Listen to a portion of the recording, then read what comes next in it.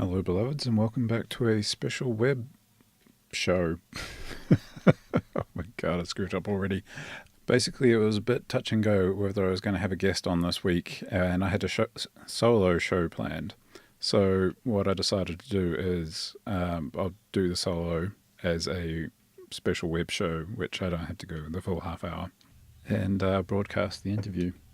It's always fascinated me, the flow of information.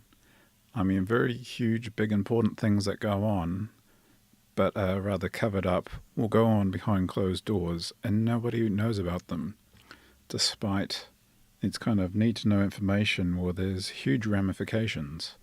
It's just come to public attention, New Zealand, a New Zealand Defence Forces report that was shelved. They try to hide it, about our 10-year mission in Afghanistan. The report exposes how troubled the mission over there was.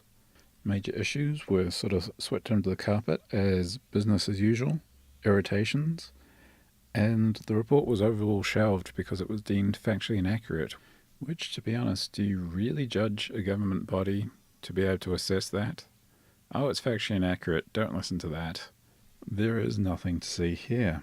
It really doesn't scream open, transparent democracy. But you know who else is saying there's nothing to see here? YouTube. If you're listening to the show, you're well aware that there's been a huge censorship campaign by major social media platforms. You can argue that they're private companies who can do whatever they want, but what they want is to censor people who hold certain beliefs, and they just tend to be on the right. So yes, as private companies, they can choose to do what they want, and their choice is one of persecution of ideological opponents, it seems. Basically, they're not welcoming to all. We have seen this on Twitter with shadow banning, where they limit who can see people's tweets so they can't go viral. Or they just completely remove people, like Milo Yiannopoulos, who didn't do anything wrong. Even censoring positive comments on President Trump's tweets, so they're trying to make it seem like he's only getting negative feedback rather than the popular support which won him the presidency. And now YouTube, that has given a platform for alternative voices, are now targeting YouTubers on the right. Shortly I'll play some material from Paul Joseph Watson from InfoWars about this. But just before I do that, if you're into Twitter, I would say check out grab.ai as a Twitter alternative. And also, if you're into Facebook, check out minds.com.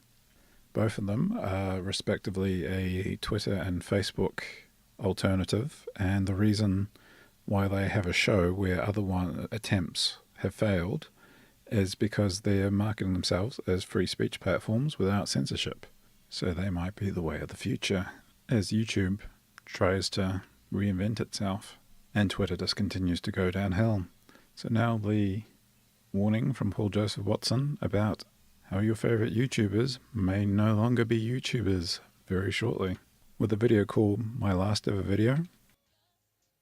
That title got your attention, didn't it? Well, I wish it was clickbait, but it's not. Many of your favourite YouTubers could be about to disappear. And it's odd because many of the same people who went apeshit over YouTube heroes aren't even talking about this. Basically, a bunch of corporations had a collective hissy fit because their ads were showing up on extremist videos. Verizon, Johnson & Johnson, these big companies, they've just found out that their ads are being played before some pretty offensive content, and they want it to stop. And to be fair, you can understand why they don't want to be seen as endorsing extremism. Because by extremism, we just mean ISIS. We mean jihadist propaganda. Beheading videos, right? Wrong. According to the media, extremist YouTubers include yours truly, JonTron, and PewDiePie. PewDiePie! Let us dwell for a second on how truly hysterical you must be to think that a guy who makes funny videos about playing computer games is a political extremist. So the media is exploiting the contrived moral panic started by these corporations to pressure YouTube into silencing us all. So why do they want to censor me? Well, it's because It's because I'm kicking their ass and they can't win the argument on a level playing field. So I tweeted, Twitter is a tiny echo chamber. I'm not sure the left understand the monumental ass whooping being dished out to them on YouTube. And it triggered a huge number of frothing leftists to angrily deny that it was true. Which is how I knew it was true. Even Vice was forced to admit, quote, Paul Joseph Watson is right in an article entitled Why the Right is Dominating YouTube. And it is true. Virtually every SJW or regressive left video on YouTube gets absolutely slaughtered in the comments and has overwhelming thumbs down. We're clearly winning the argument because most leftists are incredibly lazy and would rather virtue signal on Twitter than go through the laborious process of scripting, filming and editing videos. Because their idea of debate consists of using minorities as human shields and calling you a racist. Which is not an argument, and not having an argument doesn't translate well to YouTube. So instead of challenging our ideas with better ideas, like it works in, oh, I don't know, a civil society, they're just going to censor us by labeling us extremists. Don't believe me? It's already happening. Polygon said my YouTube channel was part of a sexist and racist hate movement. In that Vice article I just mentioned, they say PewDiePie is, quote, far right, despite the fact that he doesn't even talk about politics. And that he's causing millions of kids to become anti-Semites because he jokes about shooting Hitler in the balls in a video game. And that's why Hitler never had any babies. Yes, really. In another Vice article, they say JonTron is making all the kids racist. New Statesman said my videos were racist in an article about who YouTube should censor. Along with all the fake news hysteria, they're clearly building the narrative that anyone who even hints at challenging leftist dogma on anything is an extremist and must be silenced. They're clearly conflating actual extremism, like ISIS beheading videos, with people who just have a different fucking opinion. And again, it's because we're crushing them. Their audience is shrinking. Their trustworthiness, especially amongst young people, is collapsing. So how will they silence us pesky YouTubers with our wrong-think and inconvenient opinions? Well, let me introduce you to YouTube Restricted Mode. Here's my channel on Restricted Mode. Yeah, you'll notice every single one of my videos has disappeared. Here's CNN on Restricted Mode. Not a single one of their videos has been buried. Even though I talk about many of the same news issues as CNN. Same issues, wrong opinion. So it's bye-bye PJW. Here's Philip DeFranco's channel. Stephen Crowder. Here's Alex Jones. Here's PewDiePie. Every single video is gone. Here's CNBC. Here's NBC. Again, they talk about many of the exact same issues as me, and yet none, not a single one of their videos is buried. This is the sterile, controversy-free, advertiser-friendly environment that YouTube wants. There are, of course, those who do not want us to speak. So you know how YouTube slaps an age restriction on your videos and it forces people to have to sign into their accounts to watch them? That immediately kills the momentum for your video and stops it going viral. And that's what they'll do with this restricted mode. They'll force people to sign in and age verify to see every single upload from those of us that have been put on the naughty step.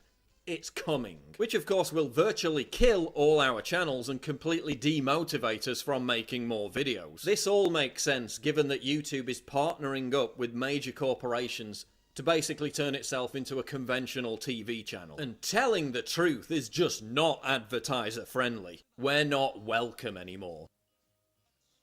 Okay, that's half of the video, which you can go to Paul Joseph Watson's channel, and it's my last ever video, question mark. Why do I want to do this? Well, frankly, a lot of corporations are on welfare. It's socialism for the poor, socialism for big corporations, and pretty much a lot of hard-working middle-class people are suffering the consequences of this. But this is why we saw big corporations back Hillary Clinton during the 2016 election, including Google, who hid a lot of search results to do with Hillary Clinton, sort of like the Clinton body scandal. Just all these people who mysteriously died around, who got offside with the Clintons, And if you typed in Clinton body scandal, it came up with Clinton body shop and, mechanics. You had to search through pages and pages to get anything near the supposed death toll. And of course, huge corporations love the regulations that socialism brings in because they can afford it. But of course it chokes up their competition, mainly startups. They can't compete. Huge corporations have armies of lawyers that get them through, where small startups die a death of 1,000 cuts. So big business, which is usually associated with the right, has become part of the socialist agenda. And, they control the mechanisms of, social media and, bringing in censorship. And they're just becoming fascist corporations who are pushing this statist, collectivist agenda because it suits their profit line. So my advice to you is just to find some way you can resist this. One of them is donate to your favorite YouTubers on Patreon. That means if they can switch to other platforms and still receive the income, because it doesn't seem like Google ads on YouTube is going to last too much longer, probably. Boycott those businesses that are going fascist. And